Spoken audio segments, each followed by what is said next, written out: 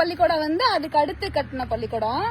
இதுவும் கொஞ்சம் டேமேஜ் ஆயிடுச்சு. அதுக்கப்புறம் இப்ப கட்டி இருக்கிறத உங்களுக்கு காட்டுறேன். இது ஒண்ணு கட்டியிருக்காங்க. எப்படிமா ஸ்கூல் போயிட்டு இருக்கா இல்லையாமா? ஸ்கூல் போயிட்டே இருக்கு, பிள்ளைய படிச்சுட்டே இருக்குது. நான் என்ன சொன்னேன் தெரியுமா, ஃபர்ஸ்ட் சார்ட்ட போய் சார் ஓயாம அடிக்கங்காட்டி எனக்கு வலி தாங்க முடியாம தோல் பை எடுத்து தோல்ல ஓட்டு சார் ஒண்ணுக்குன்னு கேட்டேன். சார் ரொம்ப அறிவான பிள்ளை, ஒண்ணு கேட்கலன்னு சொல்லிட்டு விட மாட்டேன் உட்காரு, நீ படிக்க மாட்டா உட்காருனாரு. சார் ரெண்டுக்குன்னு, சார் ஒண்ணுக்கு, சட்டாம்பளை ரெண்டுக்கு, நான் போற வீட்டுக்கு, நாளைக்கு வரும் பள்ளிக்கூடத்துக்குன்னு பழக்க தூக்கிட்டு ஓடி வந்தவதான். இந்த ஏரியாவில இருந்து அந்த ஏரியாவில புட்டிங்க அடிச்சுட்டு வந்ததா ஒரு நாள் அடி தாங்க முடியாம போனவதான். அதுக்குள்ள பள்ளிக்கூடத்துக்குள்ளக்குமே நீ விட மாட்டேட்டாங்க. அதுதான் என்னுடைய வாழ்க்கையில் நடந்த ஒரு சின்ன ப்ராப்ளம். நான் போற வீட்டுக்கா என்ன ஒரு ஏத்தம்.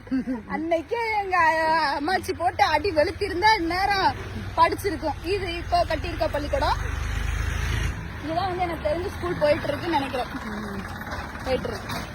ஓகே மக்களே, இது வந்து மருதா நதி டேம் பள்ளிக்கூடம்.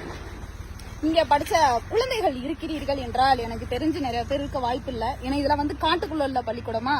ஏமா படிக்குது, சின்ன பிள்ளைய படிக்குது. இப்ப எல்லாம் 1 to 5 வரைக்கும் நல்ல நிலைமைகள்ல இருப்பீர்கள் என்று நாங்க நம்புகிறோம். இருந்தீங்க அப்படின்னா கண்டிப்பா வந்து எங்களுக்கு